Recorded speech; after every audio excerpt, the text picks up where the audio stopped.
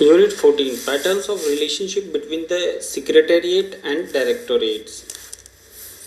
This unit discusses a diverse range of agencies at the state level. Two state level agencies, that is Directorates and Board of Revenue, are discussed here, and Directorate Secretariat relationship is also brought out. The unit essentially highlights the following terms: concepts, institutions, factors at the regional levels. Directorates are the executive arm of the state government. They translate into action the policies that are framed by the state secretariat.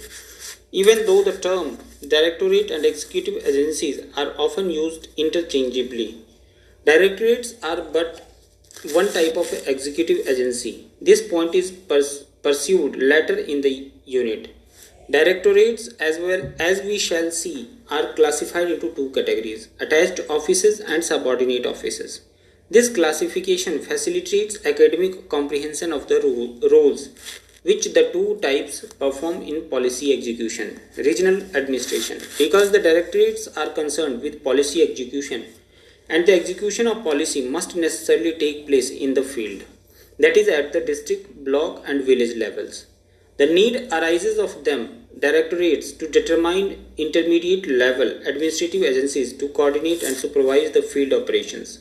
This intermediate level administrative setup between the state headquarters and the district is referred to as regional administration, a generic term which is used to refer to regional level agencies and those at district and lower levels.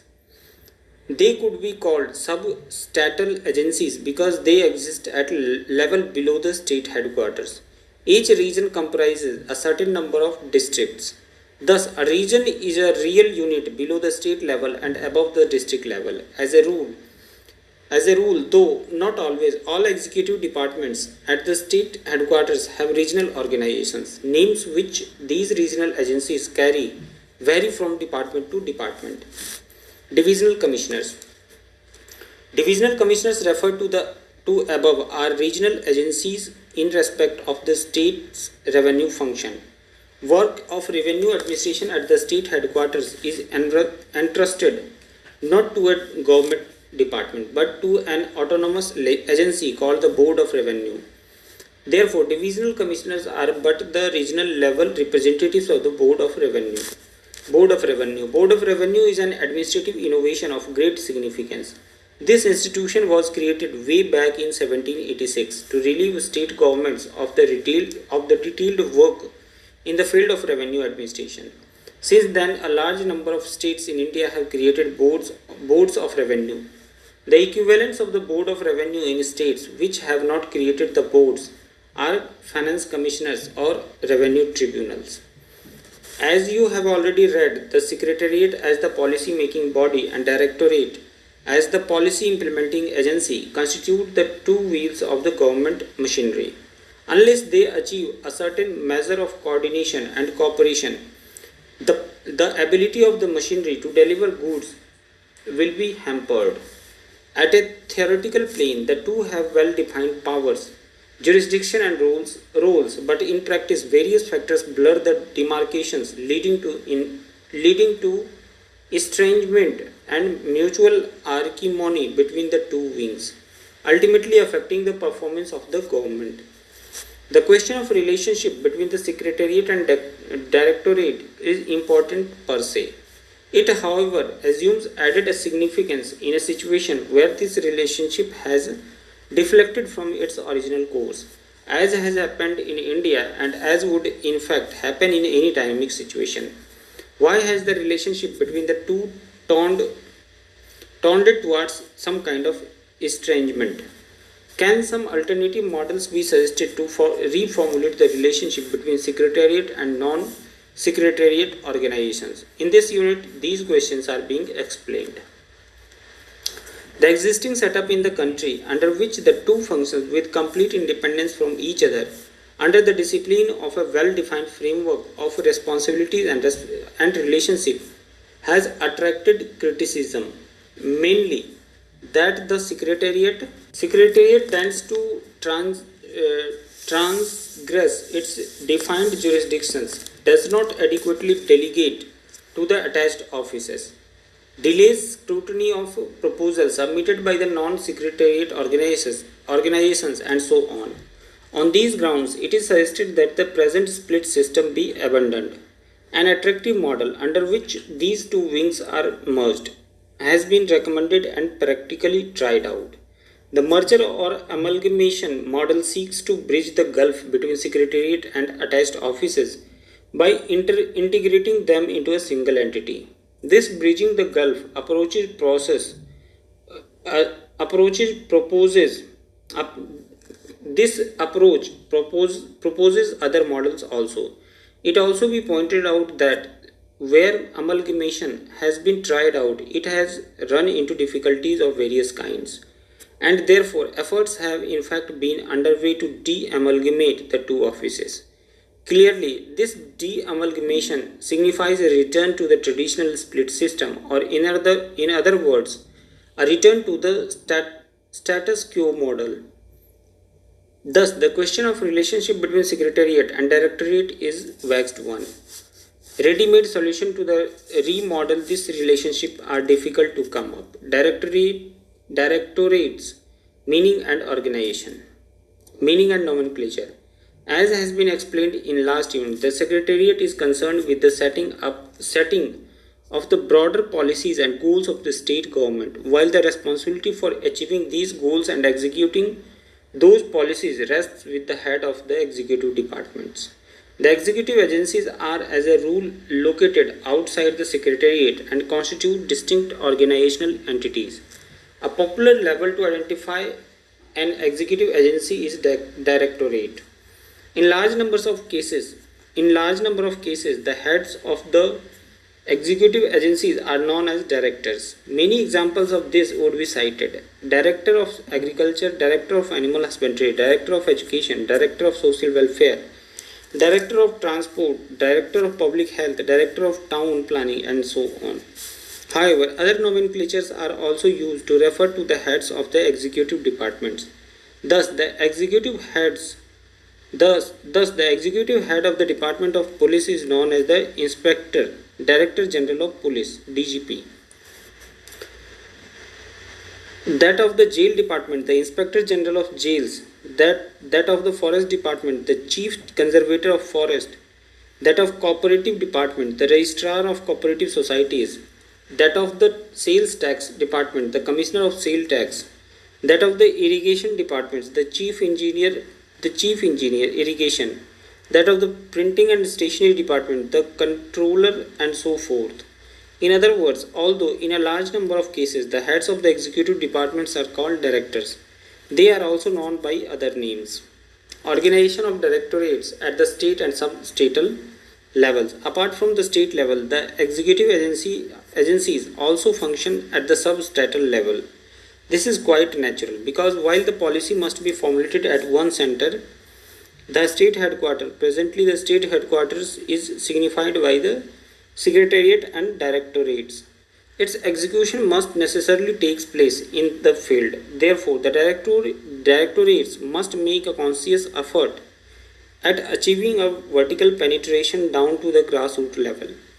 When this is done, lesser directorates emerge at the regional level. The state level executive department establishes offices in the regions. A region is simply a territorial unit below the state but above the district level. When this process progresses further down the line, the district, block, and village level field agencies of directorate emerge. To illustrate the organizational structure of the directorate at the center and at the state and sub-statal level, we present below the organizational chart of the Directorate of Food and Agriculture of the government at the state level. At the state level, as is shown in the organization chart, the headship would normally be with a full director who would be assisted by a group of lesser directors. Additional directors, senior joint directors, deputy directors, assistant directors, and other functionaries. Of course, as would be understood, depending upon the workload of a department, the number of levels of hierarchy at the headquarters could be larger or smaller. The regional level set up an executive department would usually be headed by an officer of a lower rank, a senior joint director in this case, it could indeed even be a person of simply a joint director or even lower level. That would again depend on the workload and other functions. The district level organization of the Food and Agriculture Department has as its head a joint director. This is again not a typical situation. Many district level offices of the executive departments are headed by deputy or even assistant directors. Again, many factors will combine to determine the rank of the officer who may head the district level setup. At the level immediately below the district, each development department is represented by an extension officer who is a part of the extension team functioning under the block development officer. Thus, to take an example, there would be an agriculture extension officer in each block representing the state level directorate of agriculture. At the village level, as is well known, there exists the multi-purpose extension functionaries known as the village level workers, VLWS. Types of executive agencies. With a steady increase in functions of government, the executive agencies have grown in number as well as variety. The two most familiarly known executive agencies are the attached offices and the subordinate offices. But with the emergence of a large public sector in the country, other types of executive agencies have also developed. Of these, the public corporation example goes Life Insurance Corporation of India, and the government company example goes Steel Authority of India Limited remain the most outstanding examples. There are other types of executive agencies too, but those details need not hold us up here. What needs to be remembered is that with the growing governmental functions, a variety of organizational patterns have been evolved to suit the departments of the varied range of functions, which the government is increasingly taking on. Role of attached and subordinate offices. Let us now briefly see what are attached and subordinate offices, which, as we have above stated, are the two most important forms of executive agencies. The Manual of Office Procedure describe these as where the execution of policies of government requires decentralization of executive direction and the establishment of field agencies a ministry has under its domain. The subsidiary offices, which are attached and subordinate offices. The attached offices are responsible for providing executive direction required for the implementation of the policies laid down by the ministry to which they are attached. They also serve as a repository of technical information and advice to the ministry on the technical aspects of the questions dealt with by them. The subordinate offices function as field establishments or as the agencies responsible for the detailed execution of the decisions of government. They generally function under the direction of an attached office. Emphasis added. Thus, the attached offices have in essence a two-fold function. First, they furnish technical data and advice to the ministry to which they are attached. Ministry is the policy-making body, but this policy-making exercise must be based on technical information and advice. It is the attached office which supplies this assistance to the ministry. The second function of the attached office is to provide executive directions to the agencies which are responsible for implementing the policies of government. As contrasted with the attached office, a subordinate office functions as the field establishment or as the agency responsible for the detailed execution of the policies and programs of the government. As a rule, it functions under an attached office. As oft quoted analogy with human body clarifies the distinction between attached and subordinate offices further. The Secretariat is the brain, the attached office is the trunk, and subordinate offices under them are limbs of the body. The Board of Revenue. Status and position. The Board of Revenue, as the name itself suggests, it is an agency at the state level concerned with revenue administration in the state. Although it exists at the state level, it is not a part and parcel of the state government machinery. The preceding statement is intended to underline and emphasize the fact that unlike the government departments, which are definitionally a part and parcel of the governmental machinery, the Board of Revenue is an autonomous agency created under a state. By virtue of this fact, the board has an existence distinct and separate from the government. The board as a supra-district level agency. The principal justification of the creation of Board of Revenue lies in that it relieves the state government of the detailed work in the field of revenue administration. It also has a large supervisory and coordination role vis-a-vis the district level revenue functionaries, collectors, deputy commissioners.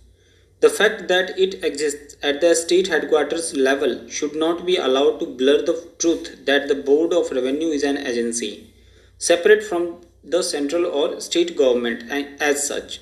Since it is a statutory body, it is endowed with a distinct legal identity of its own. This, coupled with the fact that it discharges supervisory functions in relation to the district collectors' lands justification to its classification as a supra-district level agency. The pattern of revenue administration at the supra-district level. There is no uniformity in the pattern of revenue administration at the supra-district level in the country. In this connection, 2 points need to be particularly remembered. First, there are some states in which there are two administrative agencies, one at the state headquarters level and another at the regional level, between the district and the state government, and there are others in which there is only one administrative agency. Second, all states do not have a Board of Revenue. Some have in place of the board a financial commissioner or revenue tribunal. In these terms, 5 distinct patterns of revenue administration at the supra-district level can be identified. These are: Pattern 1. Under this, there is only one intermediate level, that is Board of Revenue, with no divisional level revenue setup, known as the Divisional Commissioner. Under this pattern fall the states of Tamil Nadu, Kerala and Rajasthan. Pattern 2. Under this pattern, there are 2 intermediate agencies with Board of Revenue and Divisional Commissioners. This pattern is prevailing in the states of UP, MP, Bihar, West Bengal, Orissa and Assam. Pattern 3.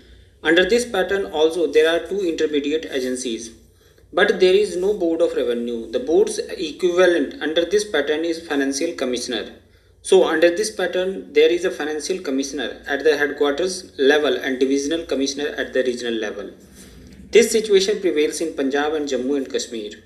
Pattern 4. Under this pattern again there are 2 intermediate agencies, but as is the case with the pattern 3, there is no Board of Revenue. The board's equivalent under this pattern is the Revenue Tribunal. The two intermediate links here therefore consists of number 1 Revenue Tribunal and second Divisional Commissioner. This pattern is prevailing in Maharashtra and Gujarat. The difference between the two states is that whereas commissioners in Maharashtra are regionally located, in Gujarat they are located at the state headquarters and their duties are functionally distributed. Pattern 5. This pattern is prevalent in Andhra Pradesh, where the Board of Revenue was abolished in 1977, and since then its functions are being discharged by independent heads of departments called commissioners. There is no divisional commissioners at the regional level. At present, there are 5 commissioners each looking after: Number 1, land revenue. Number 2, survey settlement and land records. Number 3, commercial taxes. Number 4, excise. Number 5, civil supplies, respectively. Composition and functions of the Board of Revenue. Composition. The number of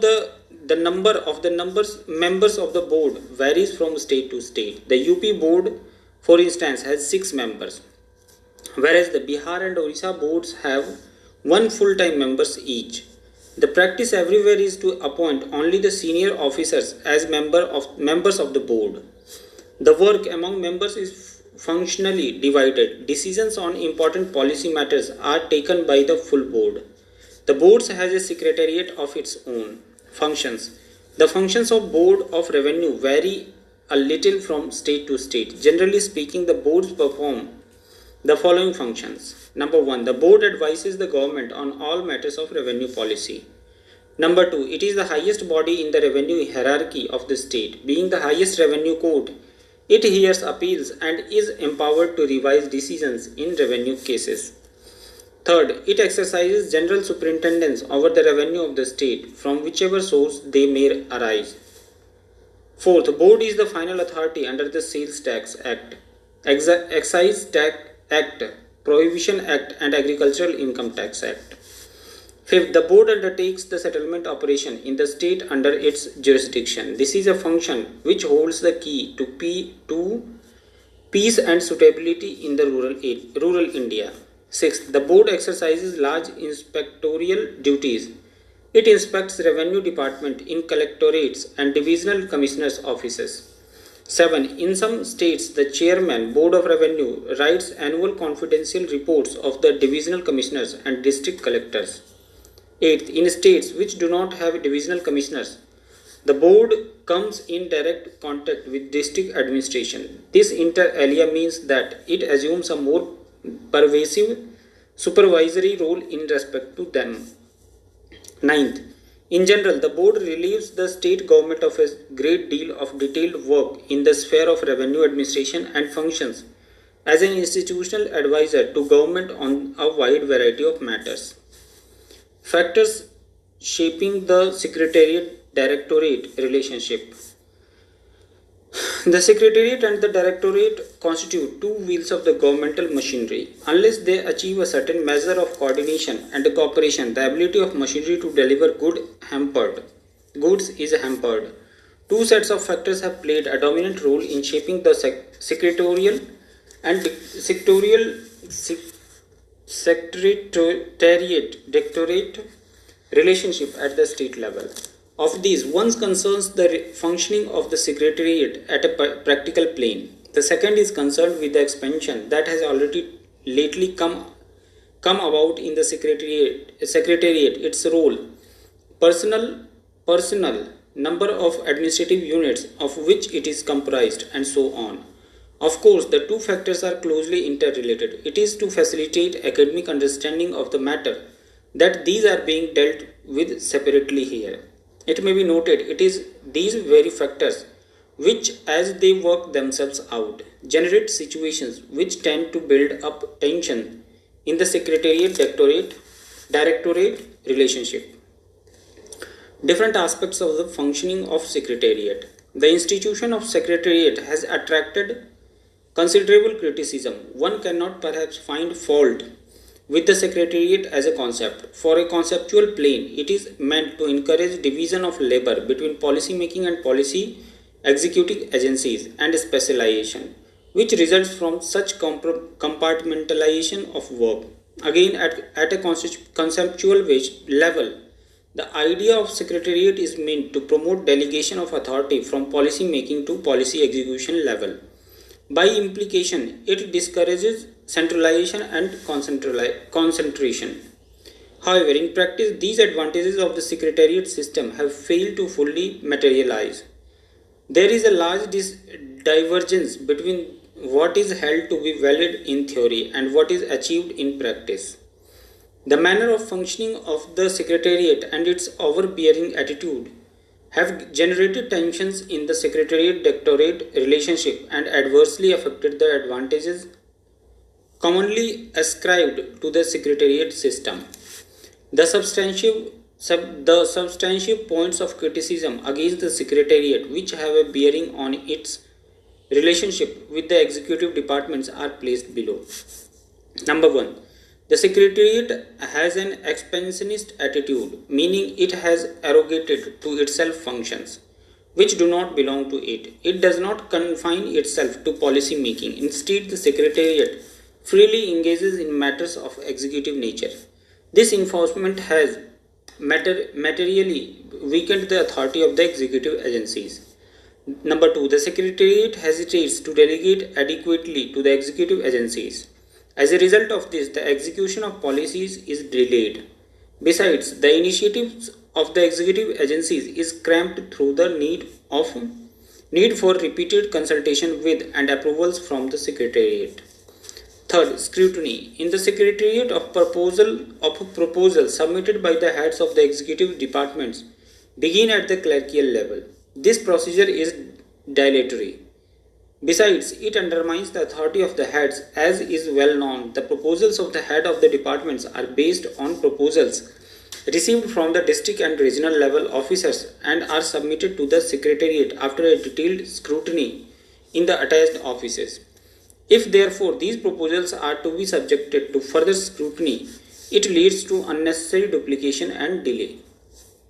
Fourth, more substantially, the very idea of the generalist administrators who staff the Secretariat, overseeing, superintending, and evaluating the work of specialists and technocrats who staff the executive agencies is out of place in the modern technological age, and it is all the more untenable that the Secretariat should scrutinize the proposals and schemes emanating from the attached offices. The argument being that the lay generalists have possibly nothing to contribute in such an exercise. The above noted situations, coupled with the fact that Secretariat has come to be identified with the real power structure in the governmental system, it is in fact considered the government, having unduly inflated the influence and authority of the Secretariat and aggravated tensions between the Secretariat and executive departments. The importance of Secretariat has got further enhanced since, as previously noted, it delved into the questions not only of policy, which constitute the legitimate sphere, but also those of execution. It has thus expanded its functional area through large unauthorized encroachments in the executive sphere. This is quite obviously at the expense of the executive offices and only further adds to tension between the Secretariat and executive agencies. Another situation which must be noted in this regard is the easy access which Secretariat officers enjoy with the political executives. There is no gain saying the fact that this in its own way contributes to the existing tensions between the Secretariat and attached offices. We shall be discussing the factors that have been responsible for bringing about expansion in the role of the Secretariat and an increase in its personnel and the number of administrative units of which it is comprised. After all, it is partly this expansion which is at the root of the Secretariat-Directorate tensions. These factors are set out below. Factors responsible for expansion in the Secretariat.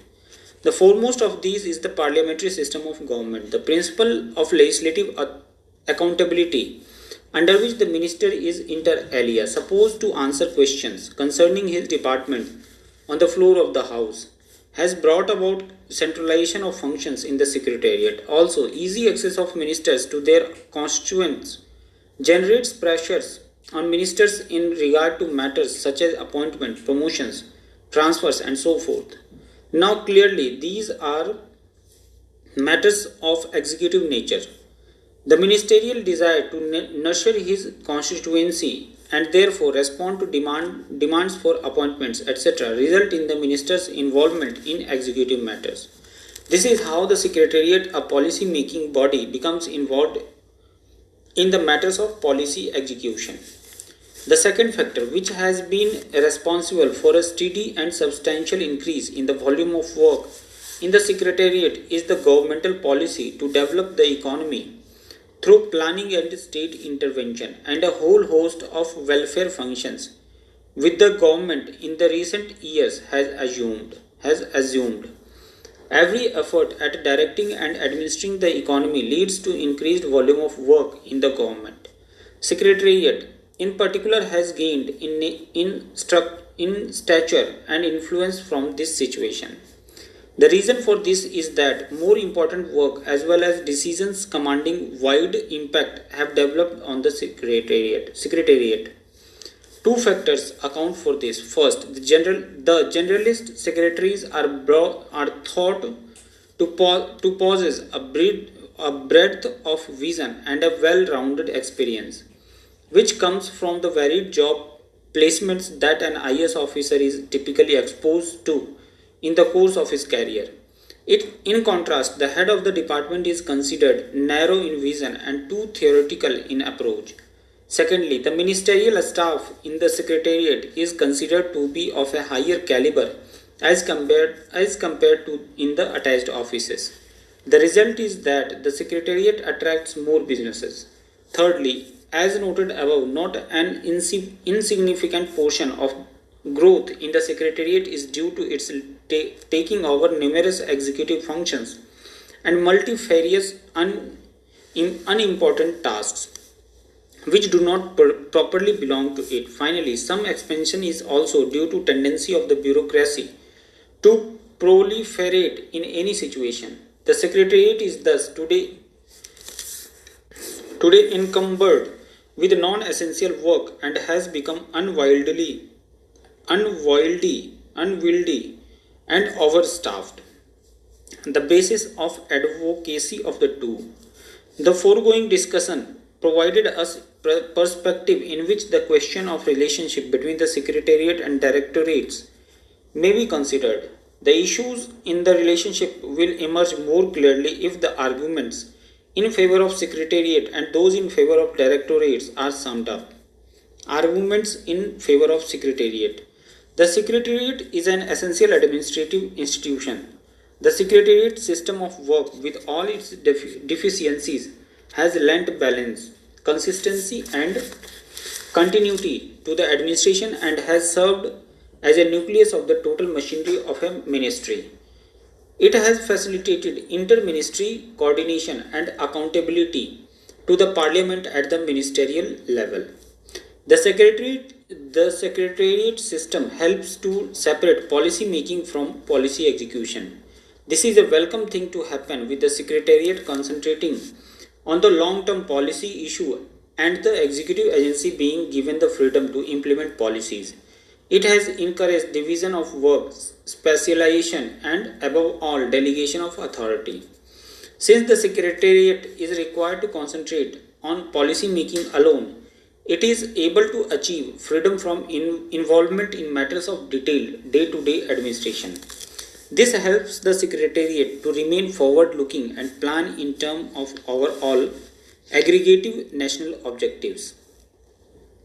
The Generalist Secretary, who is the kingpin of the system, is uniquely suited to advise the minister, who is a lay person. The Secretary is, on the other hand, able to keep the exalted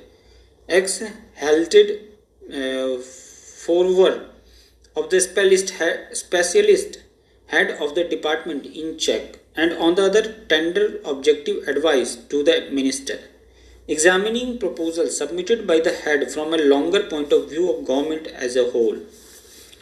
The existence of Secretariat ensures objective evaluation of program implementation in the field. This task cannot be left to the executive agencies, which actually implement policies, for they should not be asked to judge their own performance. The Secretariat is best suited to do this job. Overall, the Secretariat is an institution of proven merit. It has stood the test of the time and successfully delivered goods. The combination of tenure system and a premature office, which has been evolved as a part of the system, has given it strength, vitality, and dynamism. There is no viable substitute in sight for the Secretariat system. Arguments in favor of Directorates. Unlike the Secretariat, the Directorates are staffed by specialists who have achieved excellence in their respective specializations.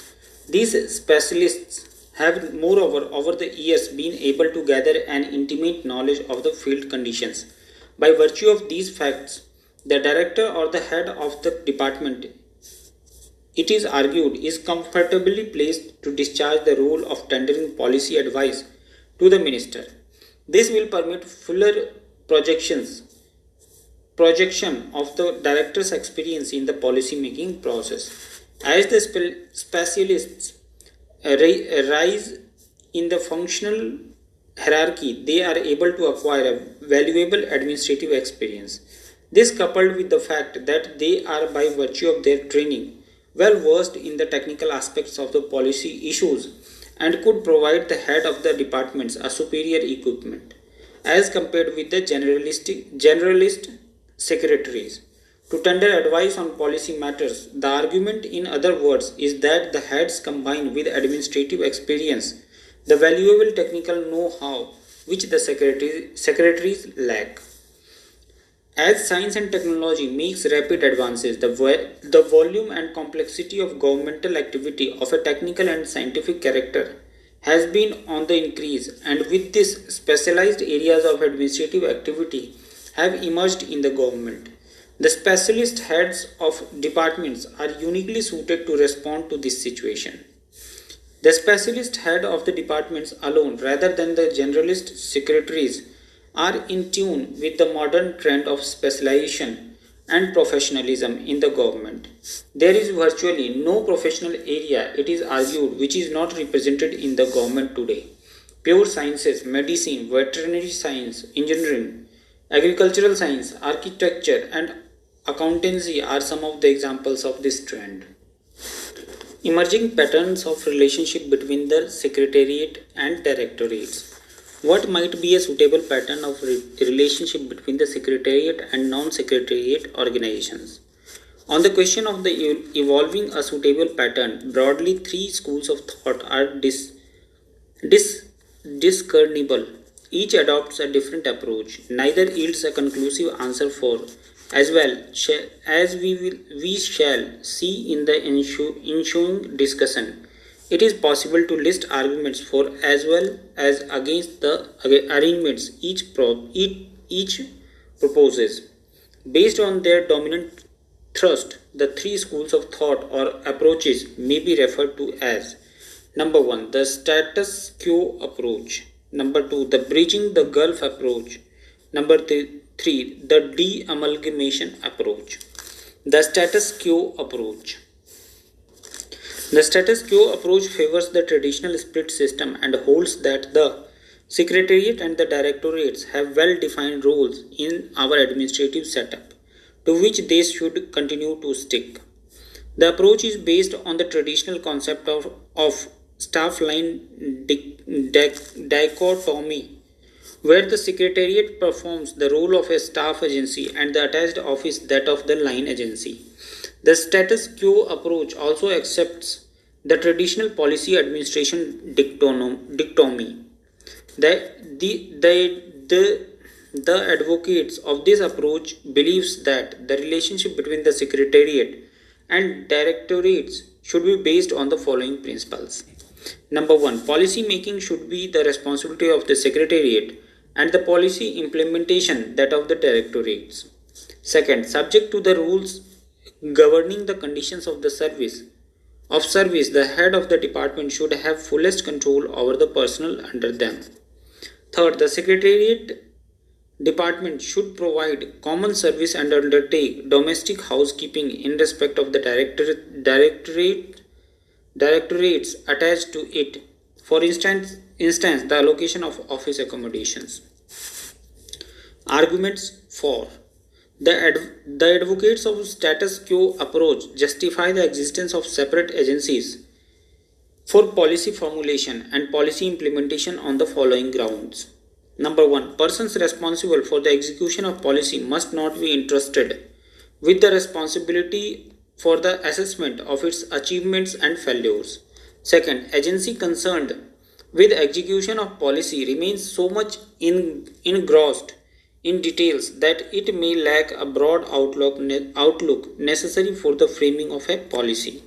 Third, when schemes framed by specialists are scrutinized by the generalists, it gives these schemes a broader orientation and greater objectivity. Fourth, separation encourages delegation and decentralization. It also provides for division of work between the Secretariat and Directorates. Fifth, split system has the important merit and being a familiar arrangement.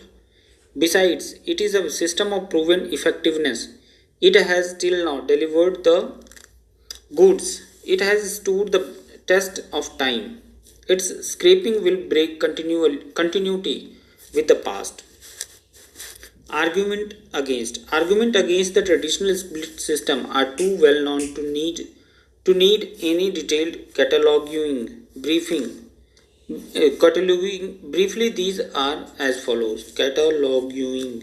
Briefly, these are as follows. Number one, schemes are processed twice in two different offices, which causes avoidable delays. Second, scrutiny of schemes in Secretariat begins at the assistant level, who is hardly qualified to scrutinize the schemes framed by heads. The assistants' notings tend to confuse the issues and lead to unnecessary queries. In the process, the original intentions underlying the schemes get distorted and obscured. More fundamentally, the critics of split system points out it is doubtful if generalist secretaries have the necessary know-how to undertake examination of the schemes prepared by qualified specialists, whether they may in fact be expected to make a worthwhile contribution to this exercise. Number 4. The split system is also criticized on the ground that it is inegalitarian in outlook. Inegalitarian. That is, it makes the attached office feel like an inferior entity far removed from the charmed circle. One result of this could be a low sense of participation among the personnel of attached offices. The bridging the gulf approach. As against the school advocating status quo approach, there is another which advocates measures for bridging the gulf between the secretariat and non-secretariat organizations. Its protagonists suggest various devices for bridging the gulf. These include number 1, the conferment of ex officio secretariat status on the heads of executive departments. Number 2, the system under which a secretary concurrently holds the office of the head of the executive department. Number 3, the merger or amalgamation device under which an executive department is placed in a corresponding secretariat department. And number 4, a device which is a variant of point 3 involving once again merger or amalgamation. But under this device, the secretariat department is placed with the corresponding head of the department rather than the other way around. Each of these methods is in turn discussed below. Ex officio secretariat status, meaning this device consists the conferment of a suitable ex officio secretariat status on the heads of executive departments. The result is that by virtue of holding office as a head, the incumbent of the head's position holds a suitable rank in the secretariat. The clear advantage is that the two offices, those of the director and secretary, are now combined in a single individual. The director, by virtue of being an ex officio secretary, can sign on behalf of the government. The need for scrutiny of schemes in two offices is done away with. The same individual, in his capacity as director, proposes the scheme and in his capacity as secretary scrutinizes it. This is, of course, an oversimplified description of the ex officio system, but this is how, in essence, it functions. Thus, to take an example, in some states, the chief conservator of forests is an ex officio secretary to the state government in the Department of Forest and Environment. To take an example from the central government, the Director General of the Indian Council of Agricultural Research is an ex officio additional secretary to the Government of India. Advocacy by state level administrative reforms committees. The administrative reforms committees appointed by certain state governments have from time to time recommended conferment of ex officio secretariat status on the heads of the executive departments. It would be helpful to pause at this stage to take a brief look at the recommendations. The exercise will inter alia assist us in analyzing the advantages or the merits which particular state governments ascribe to the ex officio system. The Andhra Pradesh Administrative Reforms Committee ARC Andhra Pradesh Administrative Reform Committee ARC 1964 to 65 recommended conferment of the ex officio status as a method of achieving physiological closeness between the Secretariat and Directorates. The device the committees felt would make the head of department feel a part and parcel of the broad-based governmental team, comprising its two major organizational components, the Secretariat and Directorate, which is entrusted with a common task. It would remove the feeling of separateness on the part of the head and ensure his fuller association in the Secretariat's policy formulation work. The committee recommended conferment of the Secretariat status on 23 heads, but opined that to start with, the Secretariat status be given only to those who are doing important work and spending large amounts, particularly on work connected with the development activities. The Punjab ARC 1964 to 66 recommended conferment of Secretariat status as method of ensuring adequate financial and administrative powers to the heads of the executive departments. The Kerala Administrative Reorganization and Economy Committee 1965 to 67 recommended conferment of appropriate Secretariat status on the heads of departments to achieve better quality of work and the spirit de corps that follows from the physiological satisfaction that such status would give to the heads of departments. The committee recommended the grant of the ex officio Secretariat status to 55 officials of the executive departments. The Rajasthan ARC 1962 to 63 had recommended the adoption of the ex officio system on an experimental basis. It proposed that the government may, to begin with, make the Chief Engineer, Public Works Department, Buildings and Roads, and the Director of Industries and Supplies, ex officio additional secretaries to the government, and that it may later extend the system to other departments. Arguments for number 1. When the head of department has an ex officio secretariat status, he can make decisions and sign on behalf of the government.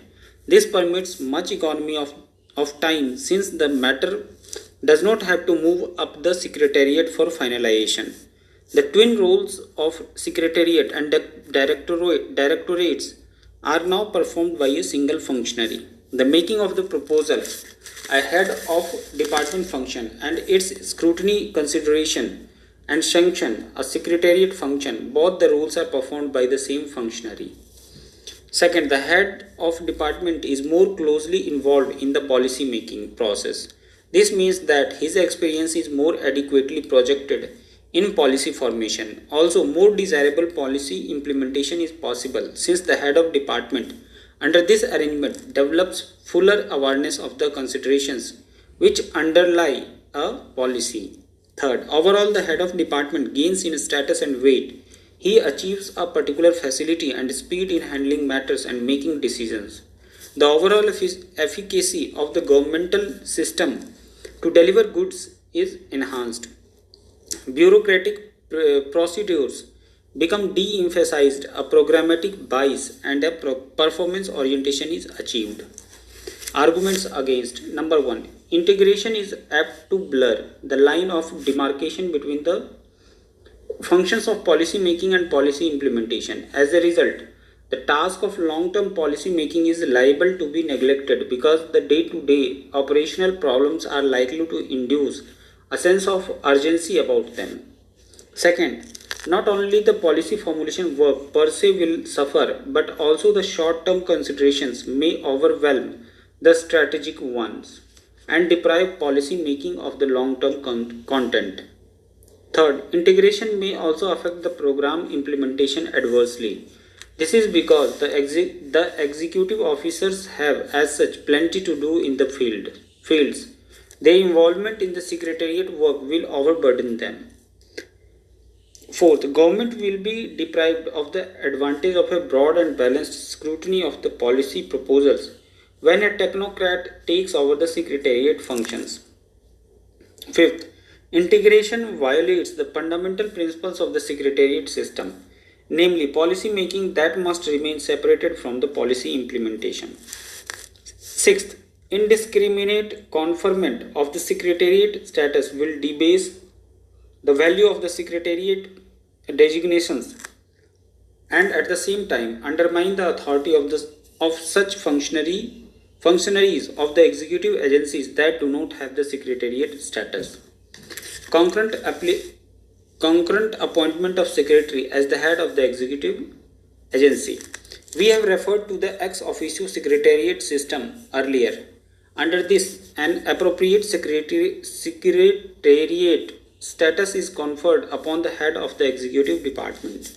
The reverse is also done, namely a secretary is concurrently appointed as head of the attached office. In this way, a single functionary is made responsible for both policy formulation as well as policy implementation with the assistance of a common office located in the Secretariat. Some examples of this could be cited from the central government. Joint Secretary in the Department of Labour and Employment, Ministry of Labour, Employment and Rehabilitation is concurrently the Director General of Employment and Training. Similarly, Additional Secretary in the Department of Food, Ministry of Food and Agriculture is also the Director General of Food. The advantage of this system is clear enough, namely it helps to eliminate the distance between the Secretariat and the attached office. But at the same time, the system blurs the distinction between the Secretariat and the head of the department. A comprehensive projection of the system throughout the country could only take place if the view is held that the Secretariat as such has no longer a role apart from that of the executive head. Amalgamation of directorate with Secretariat. Terms like integration, merger and amalgamation have been interchangeably used to suggest an arrangement under which the distinction between the Secretariat and the non-Secretariat organizations is completely dissolved. Under this system, the office of the heads of the executive agencies is merged with the corresponding departments in the Secretariat. The advocacy of amalgamation is based on the argument that the encroachment of the Secretariat into executive functions is in any case an established fact of the Indian administrative landscape. This is so because the political executives in India is unable to devote adequate attention to policy functions. Instead, it preoccupies itself rather quite excessively with matters of day-to-day nature like appointments, promotions and transfers, for instance. As a result, the Secretariat itself becomes involved in what are patently executive matters and which therefore should in fact fall in the domain of directorate, as ultimately the role of the Secretariat is governed by the role of perceptions of the political executives. It is thus argued that since the role of the two agencies anyhow overlap, amalgamation would be both logical as well as desirable. Among the advocates of amalgamation, the ARC's team on the machinery of the Government of India and its procedure of work has been most outstanding. Its recommendations abolition of the distinction between the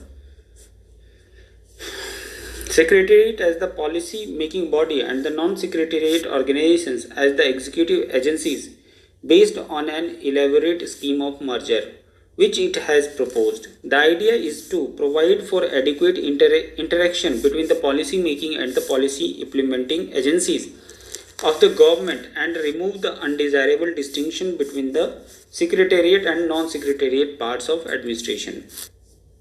The ARC itself has, however, expressed itself against a general abolition of the distinction between the secretariat and the executive agencies.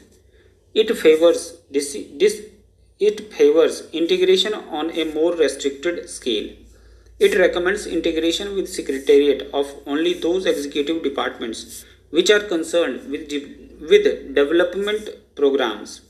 It suggests that policy execution dichotomy should continue to be maintained in case of executive organizations concerned with regulatory, training, survey, and research activities.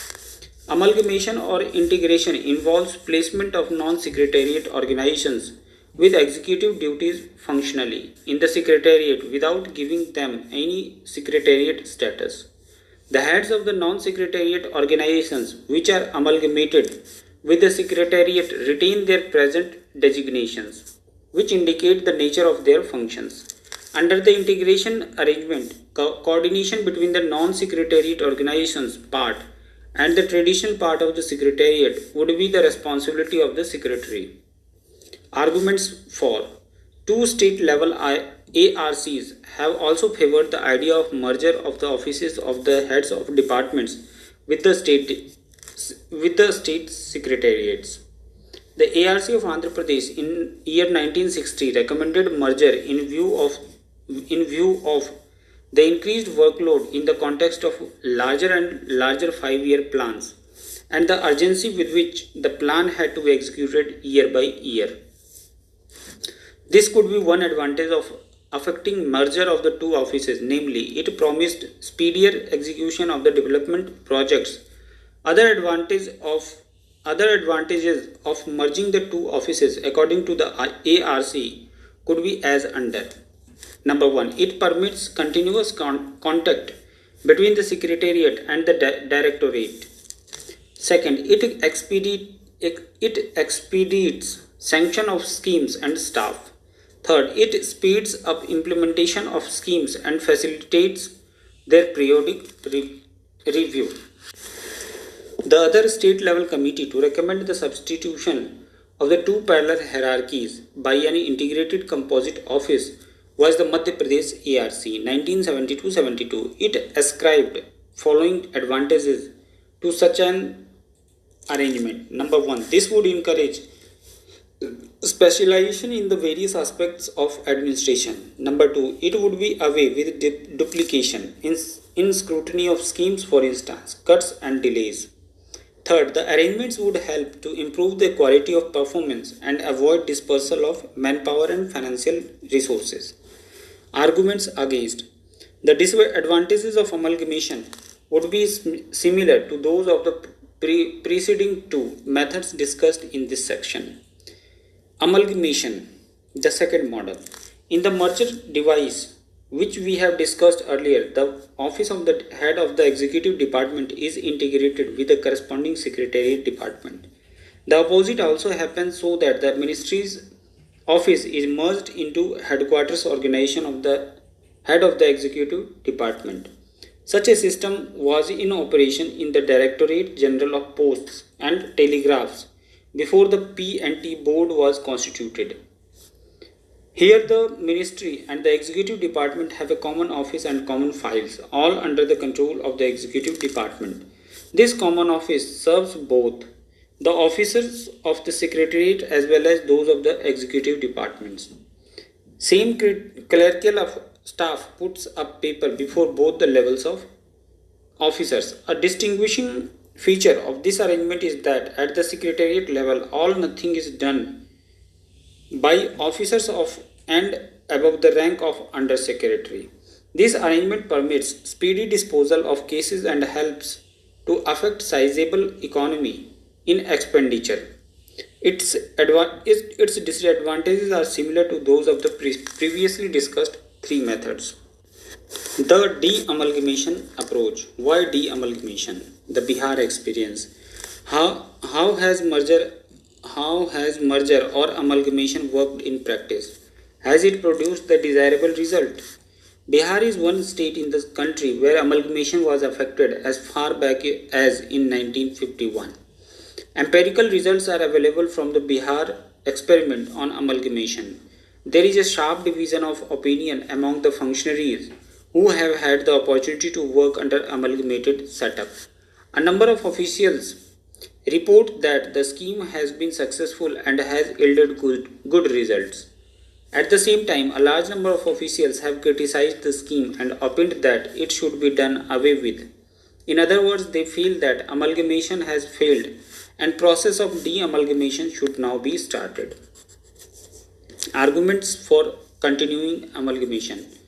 Those who report favorably on the experience of amalgamation argues as follows. Number 1. Amalgamation has obviated the need for examination of proposals independently by the Directorate and Secretariat. Number 2. It has cut down delays and ensured expeditious disposal of cases. Third, it has affected economy in establishment expenditure. Arguments for de-amalgamation. The officials who recommended de-amalgamation give the following arguments. Number 1.